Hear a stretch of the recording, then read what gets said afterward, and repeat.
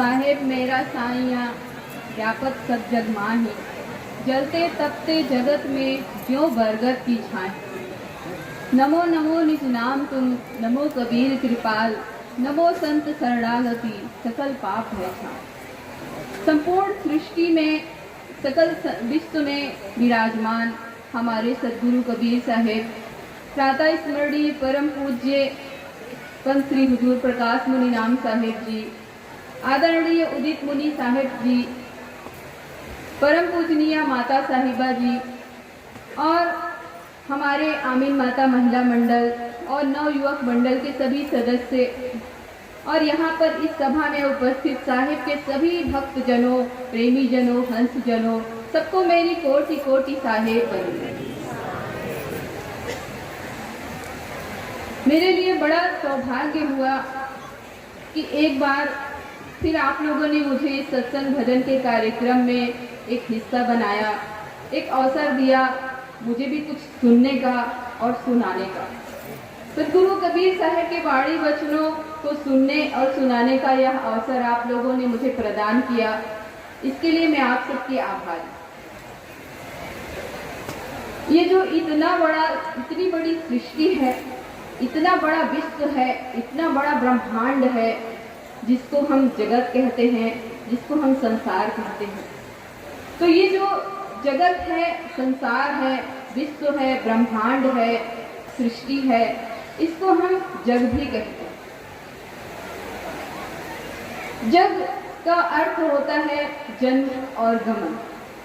प्रत्येक प्राणी का इस संसार में जन्म होता है और उसके बाद उसका गमन होता है, लेकिन इस जन्म और गमन के बीच में बहुत सारे कर्म करता है वह प्राणी और मनुष्य। तो हम सभी मनुष्य इस संसार में आते हैं, हमें इस संसार में आने का अवसर मिलता है, तो नाना प्रकार के कर्म करते हैं और इन नाना प्रकार के कर्मों में बंधकर न जाने कितने जन्मों तक भटकते हैं। उसके बाद हमारा इस संसार से गमन हो जाता है और हाथ में कुछ नहीं आता। तो क्या हमारा इस संसार में आने का और जाने का क्या यही उद्देश्य है कि हम इस संसार में जन्म लें और कर्म करें और उसके बाद हम इस संसार से विदा हो जाएं? हमारे सत्य पुरुष परमात्मा ने, हमारे उस साहिब ने इस संसार में हमें भेजा, मनुष्य जीवन प्रदान किया, मानव देह धारण करके हम इस संसार में आए, तो हमारा बड़ा सौभाग्य हुआ। मनुष्य जन्म अनमोल है, मिले न दूजी बार, पक्का फल जो गिर पड़ा बहुरी न लागे डार। तो इस मानव जीवन को देने का उस साहिब का, उस सतपुरुष परमात्मा का एक उद्देश्य है। हम ये मानव जीवन धारण करके इस संसार में आए हैं, तो ऐसे ही नहीं आए हैं, हमारा एक उद्देश्य लेकर आए हैं कि हम साहिब की भक्ति करेंगे। और जो नाना प्रकार की योनियों से भटकने के बाद, नाना जन्म धारण करके, नाना प्रकार के कर्म करके जो बंधनों की जंजीर में फंसे हुए हैं, वो हम इस साहिब की भक्ति करके, साहिब के वाणी वचनों को अनुसरण करके, उनको अपने अंदर अपनाकर अपने इस जीवन का कल्याण करेंगे। तो हमें इस जीवन में आने के लिए, इस संसार में आने के लिए हमें यह उद्देश्य मिला है। यूं ही नहीं कि इस संसार में आए, जैसे चाहे तैसे रहे, जैसे चाहे जिस तरह से हम जिए और उसके बाद हमारा इस संसार से गमन हो गया। तो इस उद्देश्य को लेकर हम इस संसार में आते हैं कि हम साहिब की भक्ति करेंगे और नाना प्रकार के जन्मों के जो बंधन हमको बांध के रखे हुए हैं, उन बंधनों को हम साहिब की वाणी वचनों के माध्यम से काटेंगे और अपने उस सत्य पुरुष परमात्मा तक पहुँचेंगे। बहु बंधन ते बांधिया एक बिचारा जीव, अपने बल छूटे नहीं जो न छुड़ावे पीऊ। तो हमारे पीऊ, हमारे सद्गुरु कबीर साहेब, उनके इतने अनमोल वाणी वचन हैं, उनके इतने कल्याणकारी वाणी वचन हैं कि हम उन्हें इस सत्संग भजन के कार्यक्रम में सुनते हैं और उन्हें अपने जीवन में उतारने का प्रयास करते हैं। तो ये जो उद्देश्य है हमारा मानव जीवन धारण करने का, इस संसार में आने का, इस उद्देश्य को पूरा करता है यह सत्संग भजन का कार्यक्रम। सत्संगत सबसे सरस, सहज ही पावत मोक्ष, सत्संगत में कटत है कोटि जन्म के दोष। एक घड़ी आधी में पुनियाद, कबीर संगत साधु की प्रत्येक कोटि अपराध। नाना प्रकार के जन्मों के बंधनों की जंजीर में जो हम बंधे हैं, वह इस सत्संग कार्यक्रम के माध्यम से उन बंधनों से छूटना बड़ा आसान हो जाता है। बस प्रयास इतना करना है कि केवल सुनना नहीं है, उसे अपने अंदर लाने का भी हमें पूरा जोर लगाना है। इतना संकल्प लेना है कि हम साहिब के वाणी वचनों पर चल सकें, उन्हें अपने अंदर ला सकें। केवल सत्संग भजन के कार्यक्रम में आए, बैठे और साहिब के वाणी वचन सुन लिए, उसके बाद घर पहुंचे सब बोले, ऐसा नहीं होना चाहिए। साहिब के वाणी वचन तो इतने कल्याणकारी हैं कि अगर हम उन पर चलने का जरा भी प्रयास करें तो हमारा जीवन क्या से क्या हो जाए। लेकिन हमारा बड़ा दुर्भाग्य होता है कि साहिब के वाणी वचनों के इस सत्संग भजन के कार्यक्रम में बैठते हैं तो एक बड़ी आस लेकर आते हैं।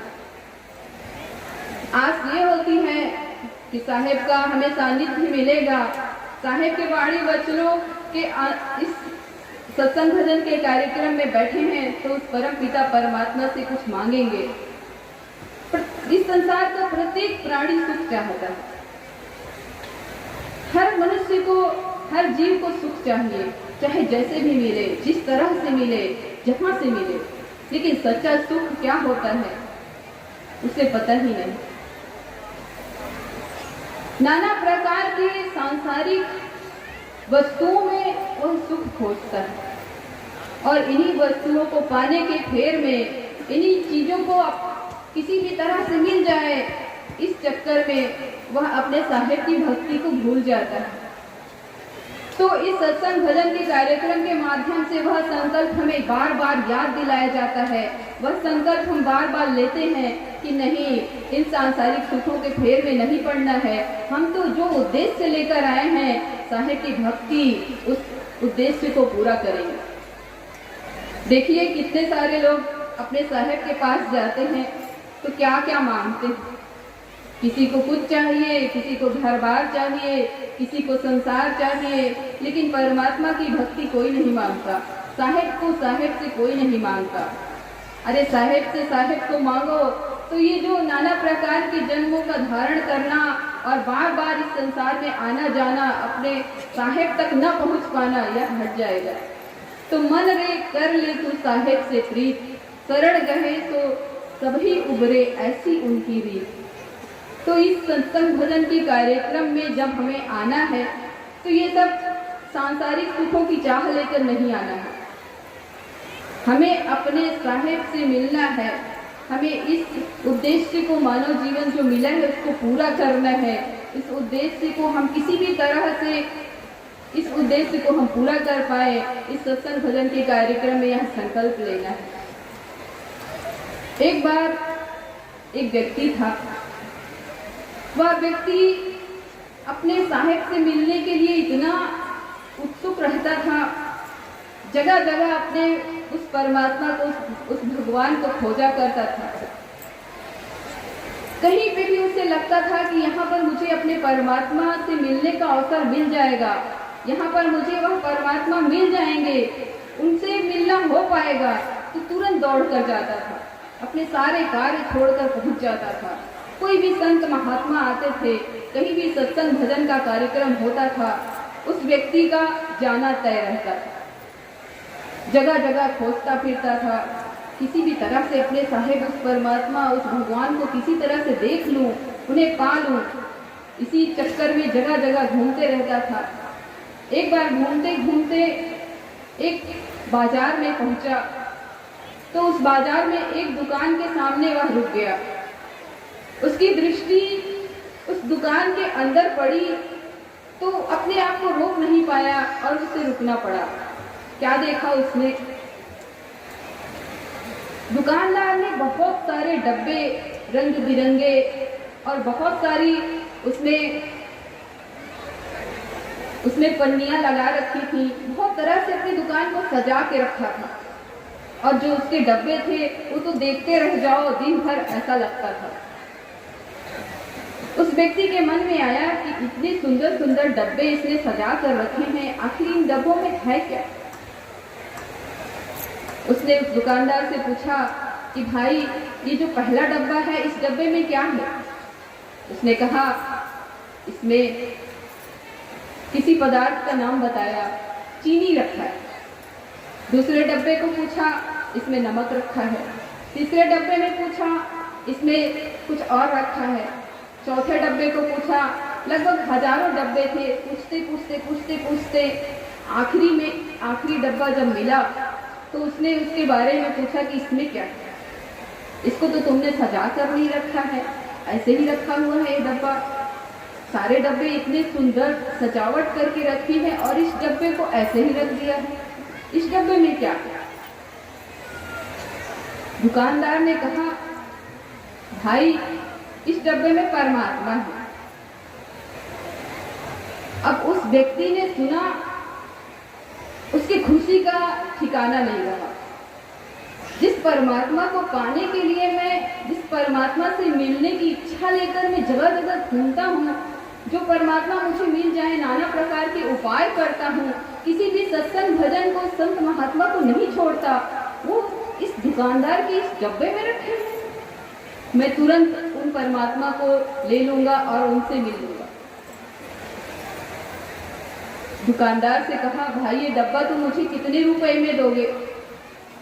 दुकानदार ने कहा, तुम कितने भोले हो,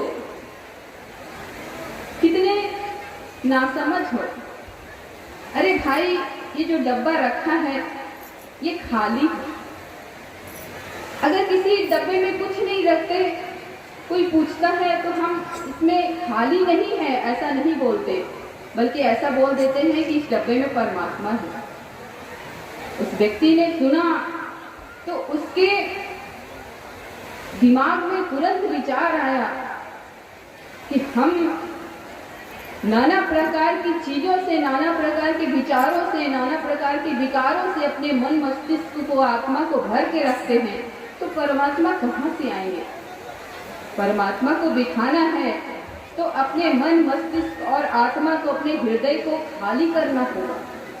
उसी दिन से उसने अपने सारे विषय विकार तजना शुरू कर दिया। एक एक करके जितने भी उसके अंदर सांसारिक भोग विलास की इच्छाएं थी, तृष्णा थी, सब उसने, लालच, लोभ, जितने भी विषय विकार हैं, सबको एक एक करके समाप्त करना शुरू किया। और अंत में उस व्यक्ति को परमात्मा के दर्शन हो गए। अरे परमात्मा क्या इन खुली आंखों से देखे जाते हैं? परमात्मा तो हृदय में धारण किए जाते हैं, अपने अनुभव की चीज है। क्या उस परमात्मा को आप अपने सामने साक्षात रूप में ऐसे खुली आंखों से देख लोगे? नाना प्रकार के सुख, सांसारिक सुखों की चाह लेकर उस परमात्मा को पा लोगे? असंभव है। जा कारण दर दर फिरा, तो बैठा घटना, वो तो हमारे अंदर है।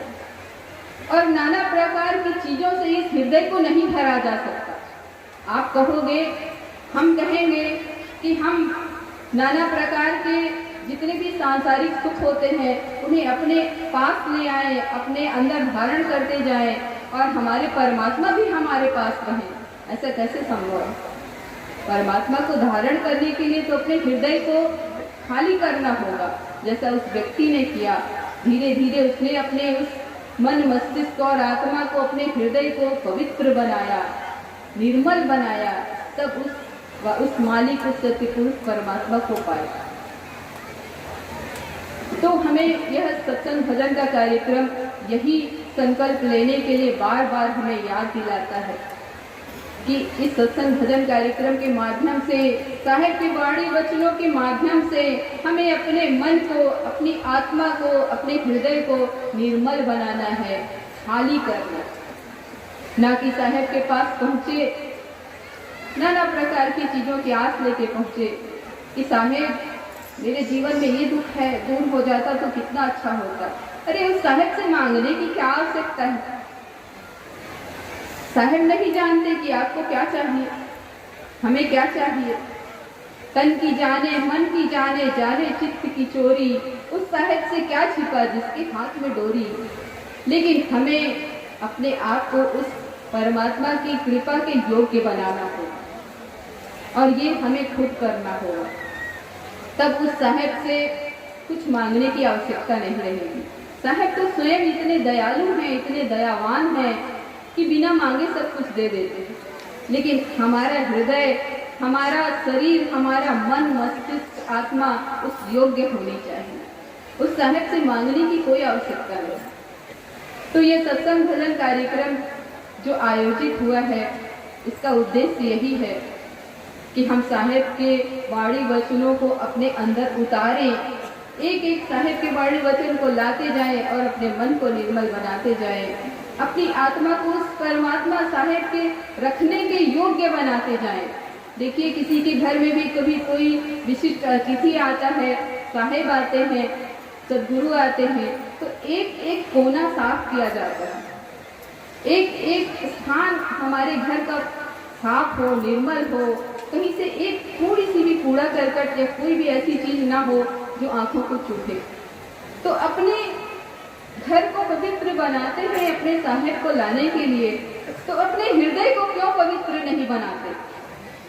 क्या साहेब ऐसे गंदे विषय विकारों से भरे हुए हृदय में आएंगे? कभी नहीं आएंगे। तो हमें हमारी गुरु माता जी का सानिध्य मिला है। बहुत वर्ष हो गए, कई वर्षों के बाद हमें इनका वाणी वचन सुनने का अवसर मिला है और मुझे लगता है कि सभी लोगों के मन में है कि जल्दी इनकी बात खत्म हो और हमें माता जी के आशीर्वचन सुनने को मिले। तो मैं आप लोगों का ज़्यादा समय नहीं लूँगी, आगे और अवसर मिलेगा तो बहुत सारी बातें करनी है, बहुत कुछ सुनना सुनाना है, वो होते रहेगा। लेकिन अभी हमें अपने पूज्य गुरु माता साहिबा के वाणी वचन सुनने हैं, इसलिए अंत में मैं बस इतना कहना चाहूँगी, करिए नित सत्संग को, बाधा सकल मिटाए, ऐसा अवसर ना मिले दुर्लभ नर तन पाए।